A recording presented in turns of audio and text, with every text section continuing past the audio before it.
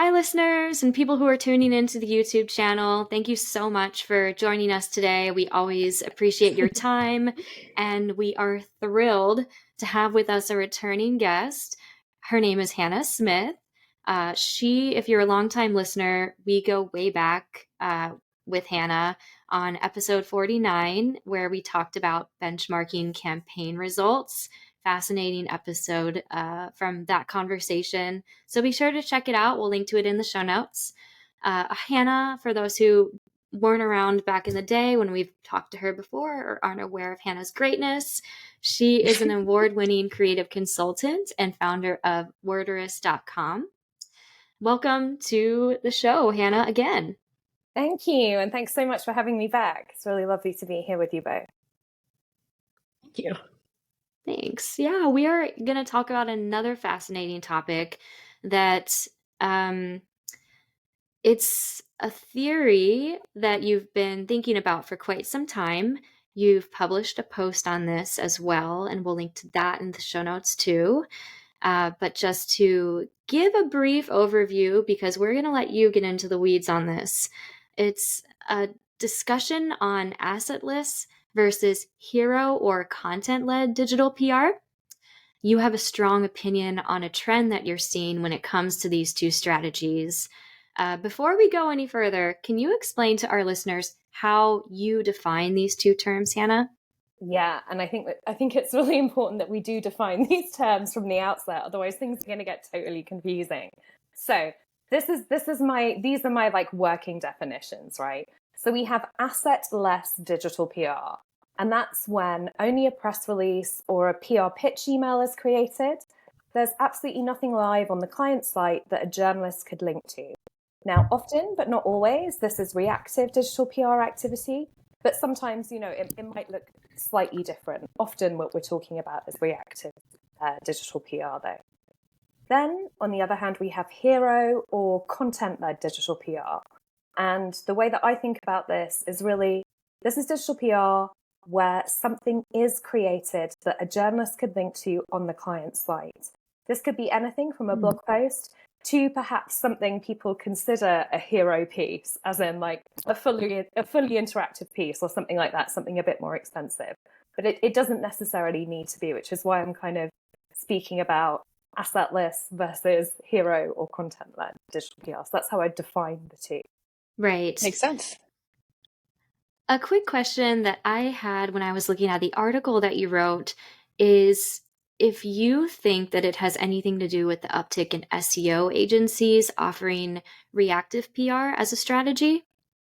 Yeah, and I think possibly it is, but I also think it might be coming from the other side. So I think it might actually be demand-led. So in my work, I consult with various agencies, and many people there have kind of told me they're continuing to see an increased appetite for asset-less or reactive digital PR activity and a corresponding decreased appetite for hero or content-led digital PR. So I like, honestly, I'm not quite sure where like in which direction this is coming from. But yeah, it could be either or both, right? People want it because they're seeing it, or actually more people are offering it because more clients are asking for it. Interesting. Do you think cost has anything to do with this, perhaps? Absolutely. Like maybe reactive being a little cheaper? Yeah, absolutely. That makes sense. Absolutely. I think that, the current economic climate, which is probably not something we want to get into right now, is playing a huge part. I think that definitely companies are under increased pressure to justify spend and justify return on investment. And yes, I do think that that's definitely a core factor. Dang. Yeah, makes sense. Yeah, that makes sense. So in your article, you have a metaphor that you use called building a moat. Yeah. And we would love for you to jump into that part of the article and explain more of your thinking there, if that's okay. Sure. So, if I may, I'll skip backward and then skip forward to that, if that's cool. So, Yeah. I think part of the reason that there's an increased appetite for assetless digital PR is to do with the way people perceive the pros and cons of the various types of activity. So I think it's often the case, for some people at least, that part of the reason they're more keen to do assetless or reactive digital PR is they think it's quick to execute, results are quick, and it's comparatively cheap.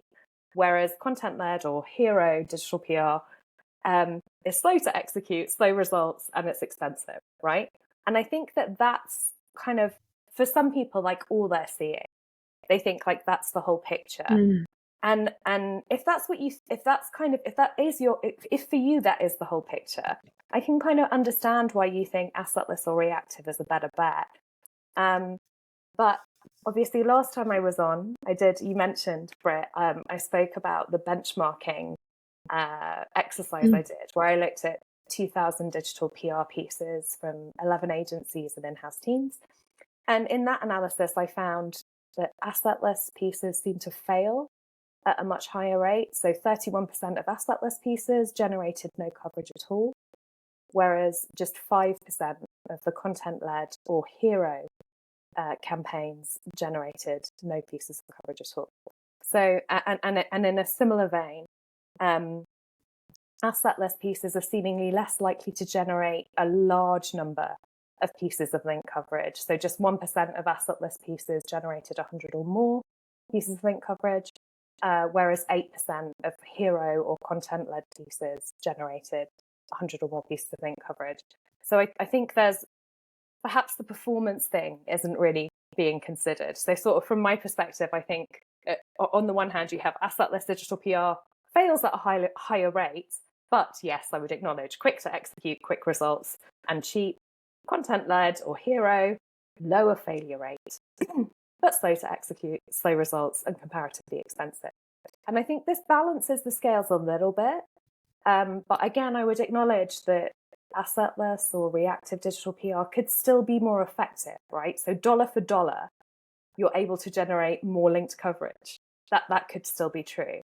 And I think it's at that point that I kind of get into the building a moat metaphor, which is a bit of a weird one, but I'm kind of hoping that you'll indulge me with it. So originally when I started thinking about why this was, like why there was such an appetite for reactive digital PR, or that's what I felt I was seeing such an increased appetite, I kind of wondered if it was just like a strategy problem, essentially, like, are we skipping the strategy? and originally I sort of wanted to talk about it in those terms, but I think the trouble is people get bogged down in arguments between like what is strategy and what is tactics, and I kind of felt like probably wasn't helpful to talk about it in those terms. So instead what I'm leaning on is, it is quite a horrible metaphor. Building a moat is a business concept. And the original term was actually economic moat, and it was popularized by Warren Buffett. And an economic moat, what it means is it refers to a business's ability to maintain competitive advantage in order to protect its long-term profits and market share. So just like a medieval castle, the moat serves to protect those inside the fortress and their riches from outsiders. So this is gruesome, like as concepts go, horrible, right? I don't understand why all marketing and business concepts have to be quite so about war, but they tend to be, right? They tend to be. Yeah. I was like, I hate this concept, honestly, but it made me think, oh, this might actually be like an interesting way to think about this. Because I then started thinking, well, okay, what does building a moat look like from a digital PR perspective?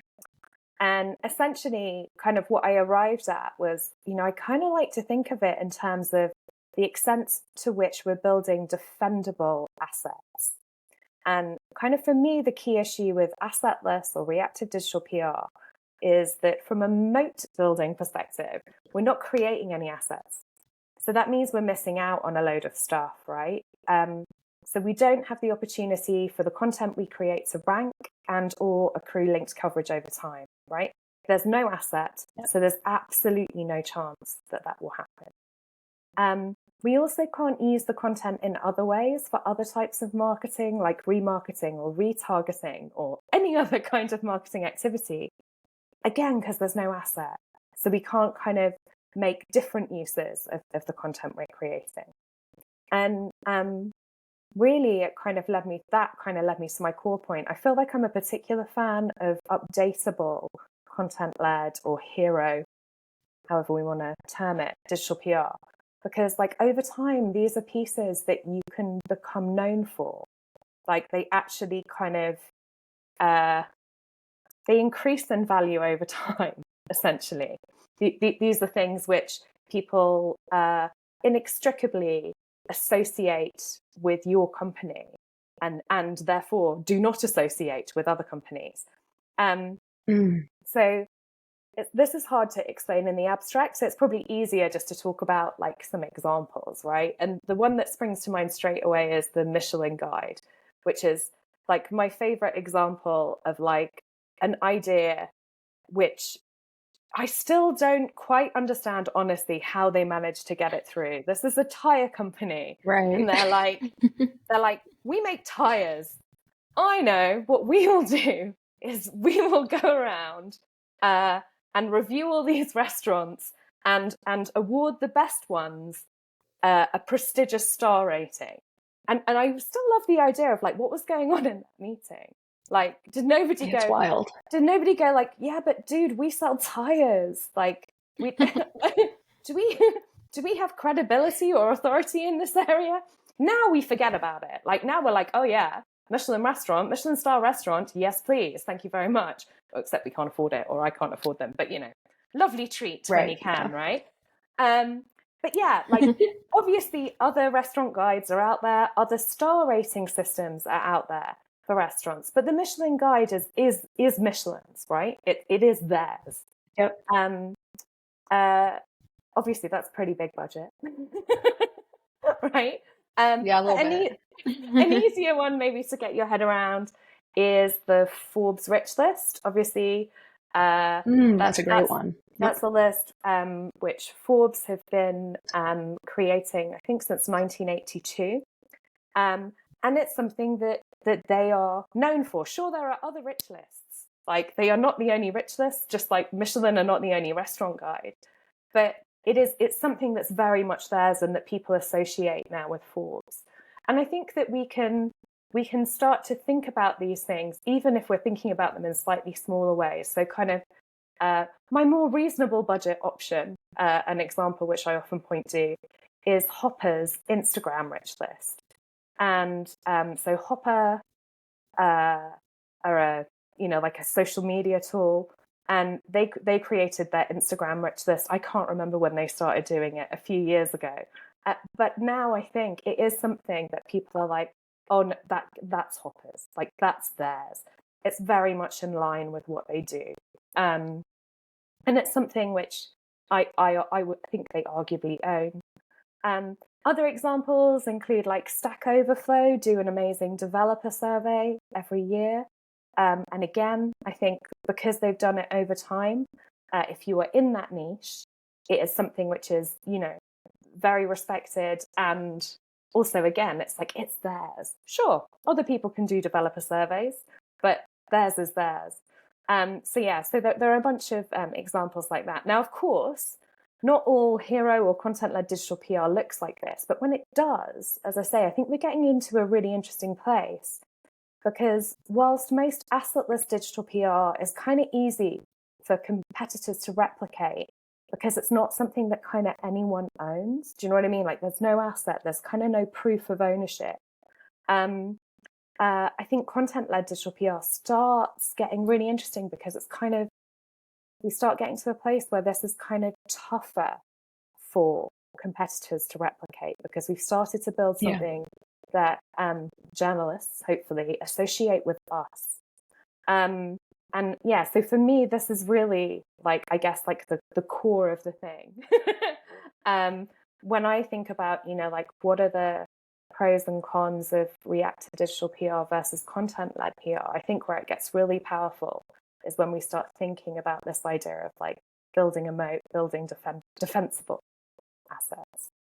Does that make sense? I feel like I just spoke for about a year. No, it makes a lot of sense. I can speak personally on, well, actually, while you were talking about your theories on why this is a thing, Mm, I started reflecting on my own experience going from an agency to freelance. And Jackie, I see you shaking your head, so you might agree or resonate with this, mhm, but maybe, and that's become a trend in the last year.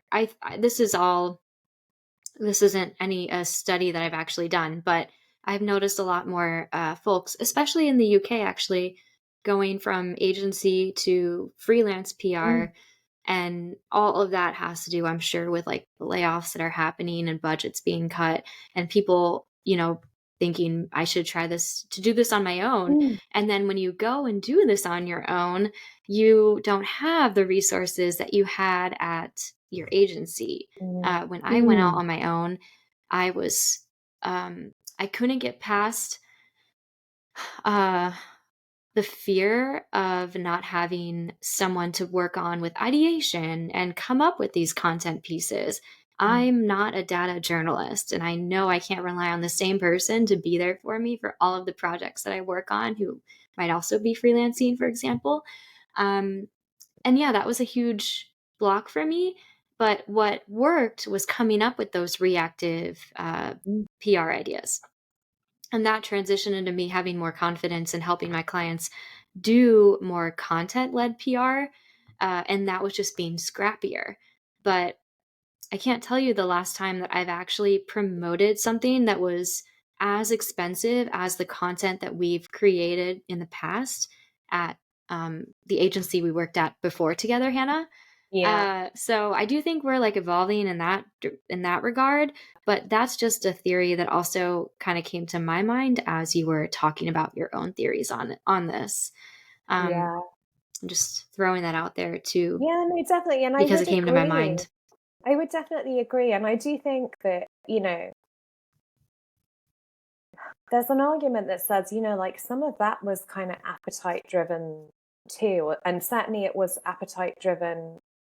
I guess like even when I was at Verve, like there there were clients who would say to us kind of like, can't you do something a little lower budget? Hmm. But equally, we did have some clients who wanted to do very ambitious, very expensive projects. Like the obvious one for me that springs to mind, we did a piece called 24-Hour London when I was at Verve, which was we did like this. It was the world's first gigapixel time lapse of the London skyline, and we did it in partnership with Nikon. And like this was a huge project with a bunch of moving parts, right? Like we needed Nikon for their you know photography expertise. This was not us just like going to a tall building in London and pointing our iPhones at something for 24 hours, right? Like that wasn't going to cut it. Hmm. Like this was a much bigger, riskier, more expensive piece. And I think that whilst some clients like did want to do stuff like that, they really did want to do stuff like that. Other clients, yeah, they definitely didn't. Like they definitely didn't. And it kind of makes sense to me in some ways. Like there were I remember um uh I think I was having a conversation with Mark Johnston, who we used to work with at Distilled at one point, and he was like, there is always like a lower budget option, or not always, but there is often a lower budget option for most of these things. And I do think that it's appropriate that we consider the lower budget option, right, where it makes sense. Yeah. I'm definitely not advocating for you know wasting money. But yeah, at the same time, I do think that there's merit in um yeah, kind of investing in a select number of pieces, I guess, or even just one piece a year, like one thing that you're going to Absolutely. update.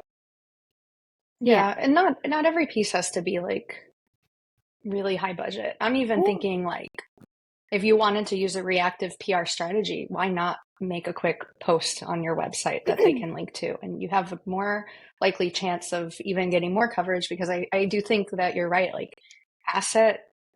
Showing an asset like that is a stronger case for the journalist to cover it. And it's a lot more concrete to show a resource. So it doesn't have to be fancy, but something, right?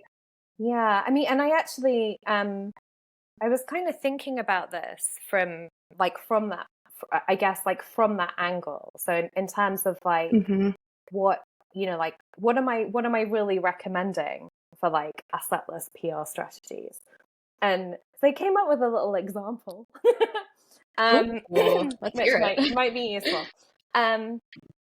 So essentially, like I started thinking about, obviously there's some types of reactive, assetless digital PR activity where we don't need an asset, for every single reactive piece.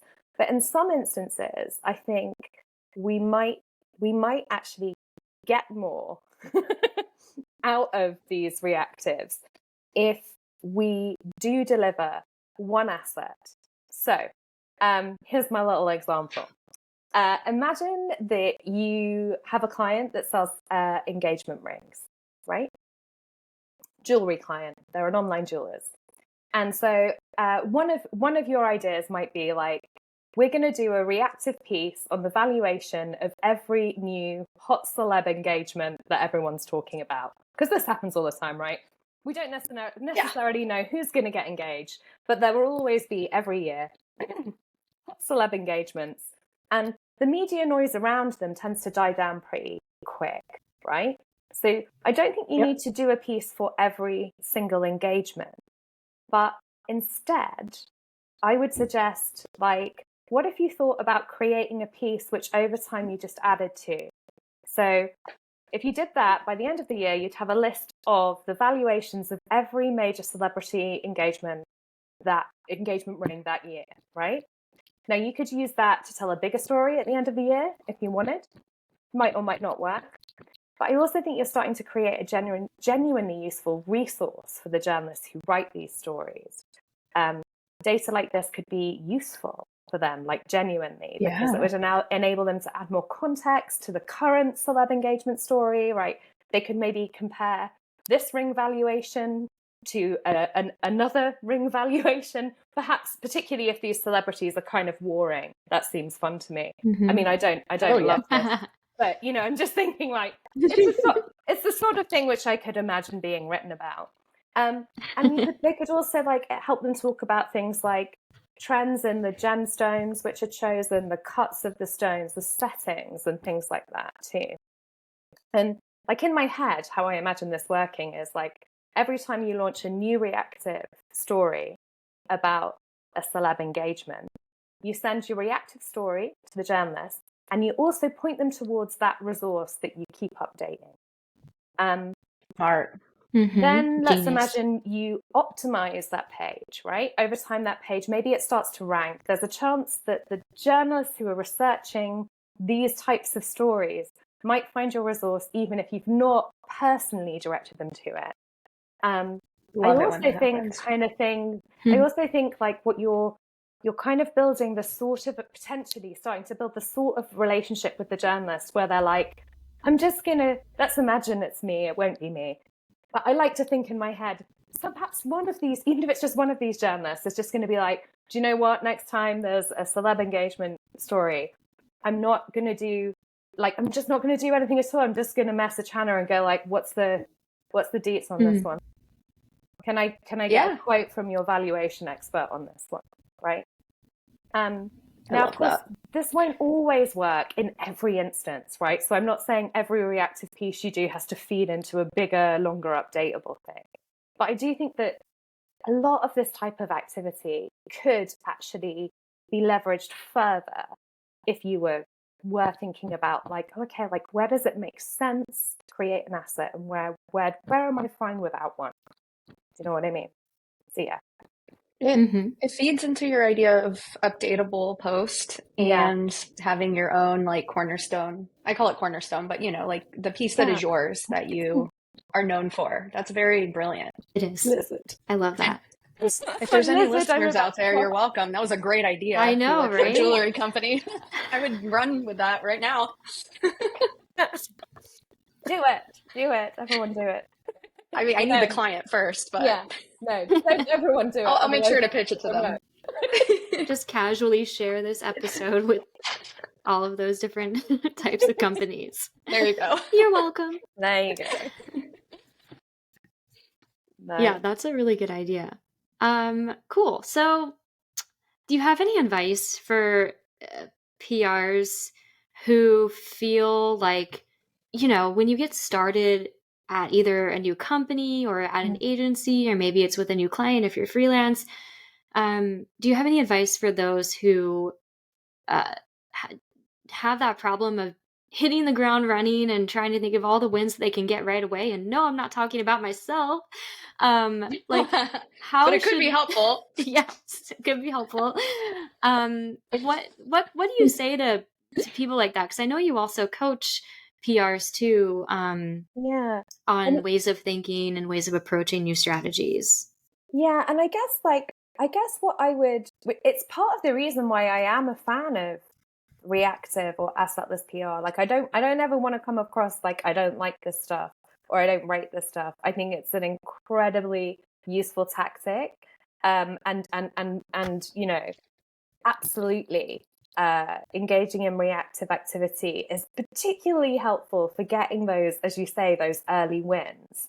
And I think when you're kind of starting a new relationship with a client, or when you're new at an agency, for example, and therefore like you've maybe got a whole roster of clients that you want to impress, you want them to, like you and trust you and know that you're good at your work.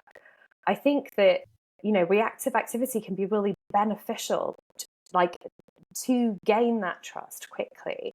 I guess what I would then seek to do, if you can, is transition the conversation about like, hey, this is the thing that we can do. And this reactive stuff is effective.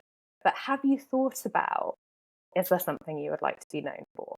What might that look like? What proprietary expertise are available within the company that we could really, really leverage, or proprietary data? Kind of, do you know what I mean? Like thinking about like, oh yeah, even if budgets are challenging. So I'm not talking about trying to persuade a client entirely away from reactive activity towards just hero or just content-led activity, but instead talking to them about like, hey, if we did just one thing a year, what might, like, can we talk about what that would that look like? What that might look like? Yeah. And I think this stuff is, I do think it's helpful to be able to go to people like with an idea, or with like a handful of options if you can. Just not to try to sell them those options, but just to give them a clearer idea of what it is you're thinking. Because I do think that we all have a tendency to get caught up in the whole like linked coverage thing. Like, every month we have a linked coverage target, or whatever it is. Like maybe it's not monthly, maybe it's quarterly, whatever, maybe it's the length of an engagement. But we all have this thing where we're like, gotta hit that linked coverage number. And I think that sometimes we kind of like, we don't give ourselves like the very best chance of hitting it, because we're just like running too fast. We're just like, oh, next thing, gotta hit that number. And I do think sometimes like it can be beneficial to kind of take a step back and go like, what do we, what how could we work a bit smarter? Like, is there something that we could build or create which might enable us to work a bit smarter? And I guess that's really how I would encourage people to kind of start these conversations. And I would also acknowledge that like this this isn't applicable to like every business or every client. Do you know what I mean? Like not every business needs digital PR at all, right? One. it may or may not be like a useful tactic for every business. But even all the businesses that do engage in digital PR, they still might not need to build a moat, right? Like it just depends. Do you know what I mean? It depends on the size of the business, the scope of the business, like what their objectives are. So, I'm not suggesting this is right for everyone, but I do think it's right, or it could be right for a significant proportion of those who are already engaging in digital PR. Cool. Yeah. I do have a question for you, Hannah. I actually earlier, Britt, when you're like, you're nodding a lot, I was thinking about a client that I've worked with for a long time, actually, since like 2018, like end of 2018 or something like that. And we very much, like on day one that I came on, they came to me with an idea of an annual study that we would put together. And it works great. And it's like something that we did become known for. But what we have found is our competitors have taken notice.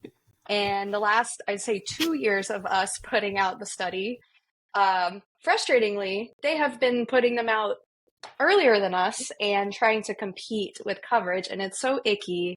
And I imagine that it's something that other listeners maybe deal with in their own industries. I'm wondering if you have advice. My thought was like, maybe we just start producing it earlier in the year and try to come up with ways to differentiate how ours is maybe better in some way.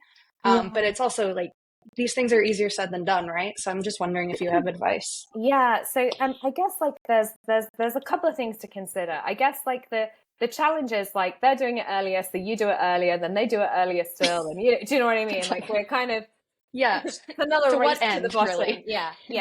But question: Could you run it slightly differently? So could you? So right now you have like an annual study. Is there a way you could split that annual study into 12 individual pieces and run one a month?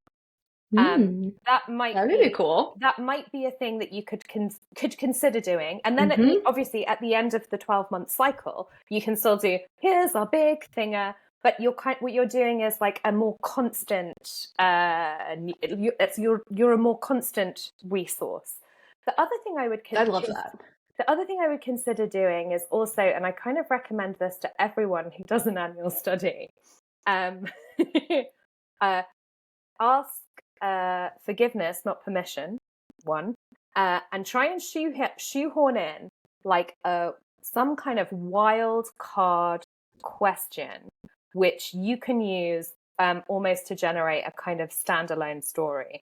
So whatever the hot thing in inverted commas is in that niche. So I don't know which particular niche you're kind of working in, but kind of shoehorn in a question which is outside of the questions that you always ask, because and definitely don't replace a question that you always ask, but basically try and have something like in your back pocket that hopefully your competitors kind of won't have thought of, because they are following you, right? And obviously like we can never stop people from following us, but I do think like one of the ways that we can certainly try and get ahead of this stuff is like, the power of an annual survey is that you ask the same questions and you can trace like how historical data and stuff have changed.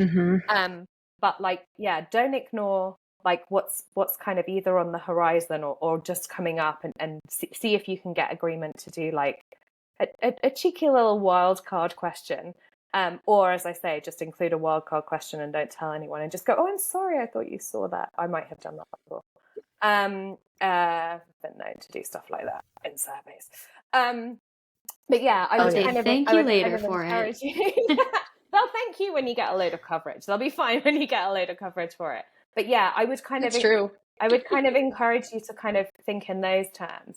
The other thing which may or may not be possible, but certainly something which I think is like really worth noting about the Forbes Rich List. And one of the things which I think is really fascinating about the Forbes Rich List is essentially, obviously they do every year, they do the Rich List, and it's actually many Rich Lists, right?